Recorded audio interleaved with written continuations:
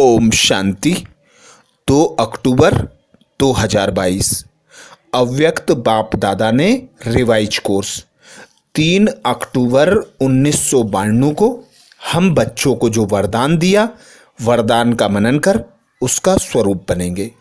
बाप दादा वरदान में बोले, जिम्मेवारी की स्मृति द्वारा सदा अलर्ट रहने वाले शुभ कामना शुभ भावना संपन्न भाव। आज बाप दादा हम बच्चों को शुभ भावना शुभ कामना संपन्न भाव का वरदान देते।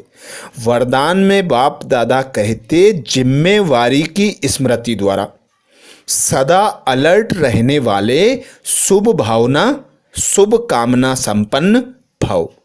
डिटेल में बाप दादा कहते, आप बच्चे प्रकृति और मनुष्य आत्माओं की वृत्ति को परिवर्तन करने के जिम्मेवार हो, लेकिन यह जिम्मेवारी तब निभा सकेंगे जब आपकी वृत्ति शुभ भावना शुभ कामना से संपन्न सतो प्रधान और शक्तिशाली हो। अर्थात हम बच्चों का पिता परमात्मा निराकार शिव इस भारत भूमि पर आते हैं, कलयुगी पतित दुनिया को, तमो प्रधान दुखी दुनिया को परिवर्तन कर सुखी सतो प्रधान बनाने, पावन दुनिया बनाने के लिए आते हैं। एक संकल्प के आधार पर बाबा सारी सृष्टि को परिवर्तन कर देते हैं। तो बाबा कहते, तुम बच्चे भी मनुष्य आत्माओं और प्रकृति के परिवर्तन के लिए जिम्मेवार हो, क्योंकि तुम बच्चे स्वयं भगवान के द्वारा एडॉप्ट होते हो विश्व परिवर्तन के कार्य के लिए। इसीलिए तुम बच्चों का गायन शिव के साथ शालिग्राम के रूप में होता है। तो जो बच्चे इस संगम युग पर स्वयं को पहचानते हैं, पिता परमात्मा को पहचान लेते हैं, वे बच्चे भगवान के मददगार बनते हैं। और मददगार बच्चे वे होते हैं जो अपनी वृत्ति में सर्व आत्माओं के प्रति शुभ भावना और शुभ कामना रखें। हद की वृत्ति से मुक्त होकर बेहद में अपने मन बुद्धि को एकाग्र कर लें, बेहद की दृष्टि वृत्ति रखें, अपने कर्म में चाल चलन में रहन सहन में संकल्प बोल में। जो बच्चे सर्व आत्माओं के प्रति शुभ चिंतन रखते हैं वे शुभ चिंतक आत्मा होते हैं। उनकी सदैव सर्व आत्माओं के प्रति दृष्टि वृत्ति समान होती है। वे सदा यही स्मृति रखते कि स्वयं भगवान के हम बच्चे हैं, हम भगवान के मददगार हैं, हम विश्व परिवर्तन के निमित्त बनी हुई हीरो पार्टधारी आत्माएं हैं। तो सदा स्मृति में जो बच्चे रखते हैं कि मैं पूर्वज आत्मा हूँ, मैं आधार मूर्त आत्मा हूँ, मैं जैसा कर्म करूँगी वैसा सारी दुनिया करेगी। तो सर्वप्रथम बाबा की श्रीमत को स्वयं में अपनाकर स्वयं को स्वरूप में धारण कर उस श्रीमत के अनुसार 16 कला संपूर्ण सर्वगुण संपन्न संपूर्ण निर्विकारी बनकर सर्व आत्माओं के समक्ष प्रत्यक्ष होते हैं।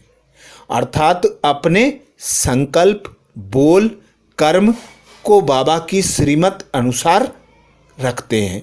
वे बच्चे विश्व परिवर्तन के निमित्त बनते हैं। बाबा कहते उसका आधार है सर्व आत्माओं के प्रति शुभ भावना और शुभ कामना रखना। तो सदा यह श्रीमत रखना है कि मैं सतो प्रधान और शक्तिशाली आत्मा हूँ। मैं सर्वशक्तिमान पिता की संतान मास्टर सर्वशक्तिमान हूँ। मैं अपने पांचों स्वरूपों में सतो प्रधान हूँ। तो बाबा कहते, तुम सर्व आत्माओं के प्रति शुभ भावना शुभ कामना की वृत्ति रख सकते हो। आगे बाप दादा कहते, जिम्मेवारी की स्मृति सदा अलर्ट बना देती है। हर आत्मा को मुक्ति जीवन मुक्ति दिलाना, वर्षे के अधिकारी बनाना, यह बहुत बड़ी जिम्मेवारी है। इसलिए कभी अलबेलापन ना आए, वृत्ति साधारण ना हो।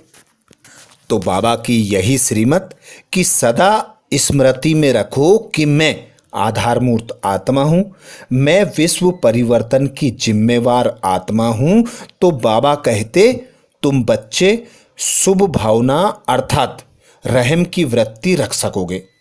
कोई कैसी भी आत्मा हो, लेकिन अपने रहम की वृत्ति से, शुभ भावना से उसे परिवर्तन कर दो।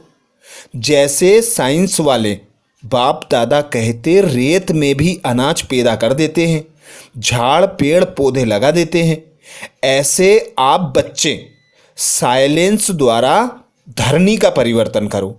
बाबा ने हम बच्चों को साइलेंस की ऐसी शक्ति दी है जो साइंस से भी श्रेष्ठ है। इसके लिए बाबा कहते, शुभ भावना संपन्न बनो।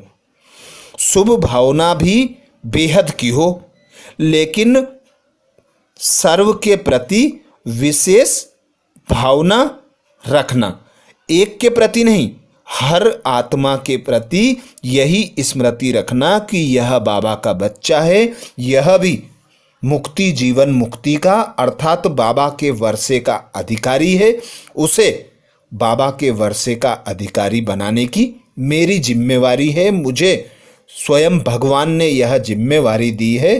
तभी बाबा कहते, सर्व आत्माओं के प्रति शुभ भावना शुभ कामना रख सकोगे, क्योंकि तुम दाता के बच्चे हो। तुम्हें हर आत्मा को सहयोग देते जाना है। स्लोगन में बाबा कहते, अपने हर कर्म द्वारा सहारे दाता बाप को प्रत्यक्ष करो तो अनेक आत्माओं को किनारा मिल जाएगा। अपने हर कर्म द्वारा सहारे दाता बाप को प्रत्यक्ष करो तो अनेक आत्माओं को किनारा मिल जाएगा। अर्थात हम बच्चों को जो भी प्राप्तियां होती हैं उन्हें हम अपने स्वरूप में धारण करते हैं। किसी भी आत्मा के संबंध संपर्क में आते हैं तो उन आत्माओं को यह प्रत्यक्षता हो कि ये कोई विशेष भाग्यशाली आत्माएं हैं, इनके द्वारा देवीय गुण ज्ञान तथा शक्तियां प्रत्यक्ष हो रही हैं। तो बाबा कहते, हर कर्म में उस भगवान को याद रखकर उस भगवान के गुण ज्ञान तथा शक्तियों को प्रत्यक्ष करना, तो अनेक आत्माएं आपकी ओर आकर्षित होंगी, उन्हें भी किनारा मिल जाएगा। आज बाप दादा ने महावाक्य में हम बच्चों का अटेंशन खिंचवाया। ब्राह्मण अर्थात सदा श्रेष्ठ भाग्य के अधिकारी। ब्राह्मण अर्थात सदा श्रेष्ठ भाग्य के अधिकारी। तो संगम युग पर, इस श्रेष्ठ युग पर ऊंचे ते ऊंचा भगवान भाग्य विधाता इस धरा पर अवतरित होता है। ब्रह्मा तन का आधार लेता है, हम बच्चों को अपनी संतान एडॉप्ट करता है। तो सर्वप्रथम तो हमें श्रेष्ठ जन्म प्राप्त होता, ऊंचे ते ऊंचे भगवान की हम संतान बनते। इस संगम पर ही हम ईश्वरीय कुल में जाते अर्थात ब्राह्मण बनते। और कल्प में कोई भी ऐसा युग नहीं है जब हम भगवान की संतान बनते। स्वयं भाग्य विधाता भगवान हमारा बाप टीचर सद्गुरु बनकर हमारी पालना करता, हम बच्चों को सर्व प्राप्तियां कराता, सर्व संबंधों की अनुभूति कराता, मनुष्य से देवता बनाता, तमो प्रधान से सतो प्रधान बनाता। तो यह जो एक संगम का युग आता है, इसमें जो हमें अंतिम जन्म मर्जीवा जन्म स्वयं भगवान द्वारा प्राप्त होता, वह ऐसा श्रेष्ठ पद्मा पदम भाग्य है जो किसी भी महान आत्मा को, किसी भी देव आत्मा को, ऊंचे ते ऊंची आत्माओं को यह भाग्य प्राप्त नहीं होता, जो हम ब्राह्मण आत्माओं को इस संगम युग पर स्वयं भगवान द्वारा प्राप्त होता। तो बाबा सदा कहते, अपने ब्राह्मण जीवन की स्मृति हो, स्वयं भगवान की हम संतान हैं, हम गॉडली स्टूडेंट हैं, हम नर से नारायण बनने वाली आत्माएं हैं। यह स्मृति में रखो तो संपन्न और संपूर्ण बन जाएंगे।